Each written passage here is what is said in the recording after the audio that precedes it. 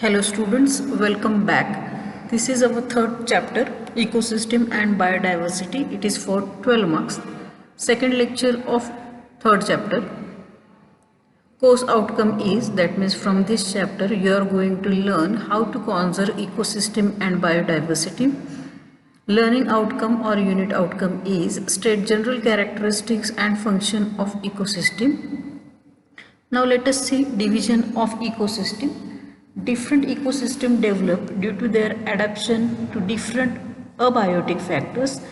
These factors and their interaction between each other and with biotic components have resulted in the formation of different types of ecosystem.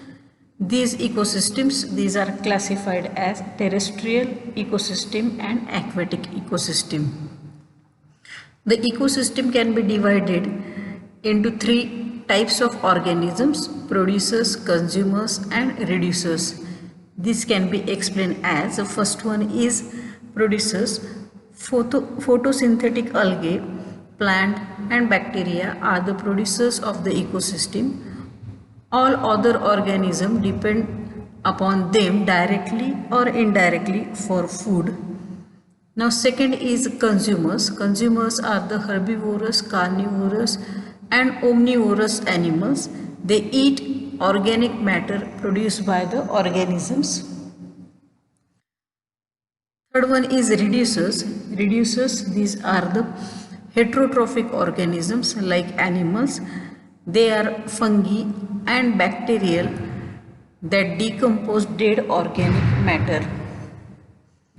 Application of concept or examples in real life. The study of structural and functional aspects of ecosystem is important in the protection of environment.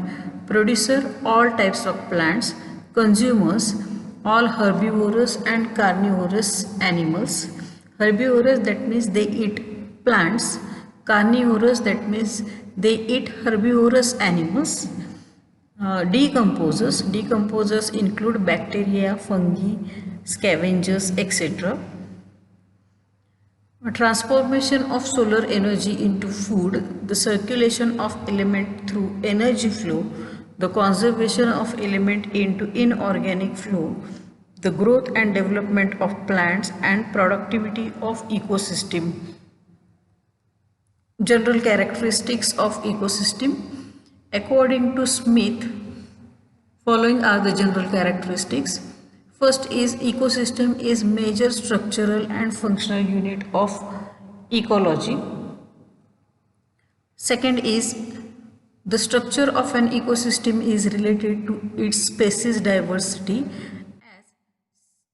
As such, the more complex ecosystem has high species diversity. The relative amount of energy required to maintain an ecosystem depends on its structure. The more complex the structure, the lesser energy is required to itself. Especially, ecosystem consists of two basic components, abiotic components and biotic components. The relationship between biotic components and abiotic components, it is known as holosynosis. The function of ecosystem is related to energy flow in the material cycling through and within the ecosystem. Ecosystems mature by passing from less complex to more complex states.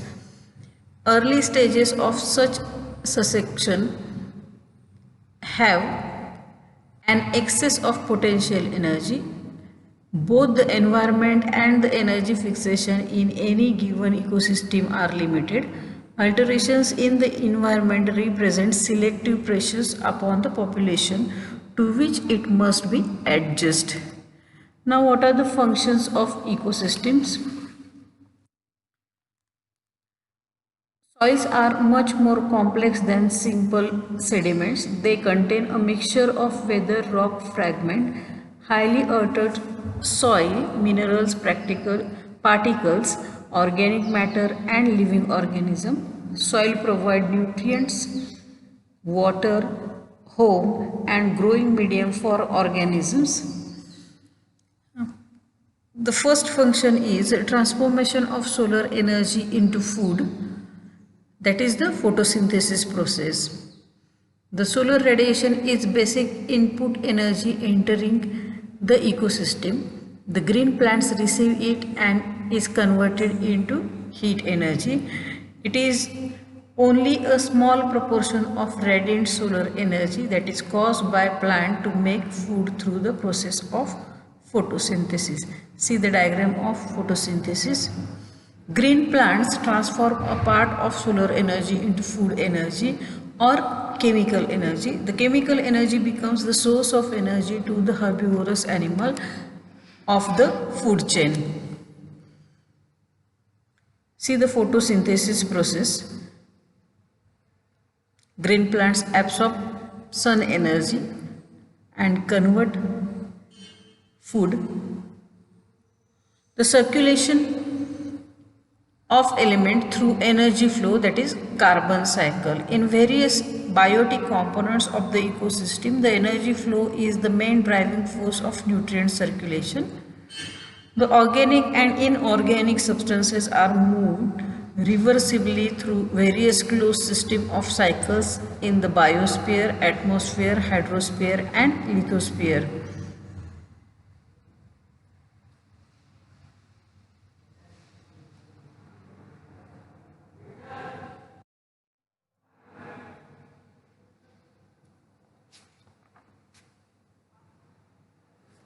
Then third is conservation of elements into inorganic flow, that is nitrogen cycle.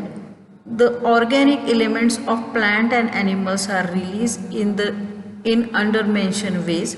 Decomposition of leaf fallen from the plants, dead plants and animals by decomposers, and their conservation into soluble inorganic form. Second is burning of vegetation by lighting, accidental forest fire or deliberate action of men. Then third is the waste material released by animals are decomposed by bacteria. They find their way in soluble inorganic form of soil storage. Fourth is the growth and development of plants. In the geochemical cycles, they include uptake of nutrient of inorganic elements by the plants through their roots. The nutrients are derived from the soil where these inorganic elements are stored. The decomposition of leaves, plants and animals and their conservation into soluble inorganic form are stored into soil, contributing to the growth and development of plant. Productivity of ecosystem. The productivity of ecosystem refers to the rate of production, that is the amount of organic matter which is accumulated in any unit time.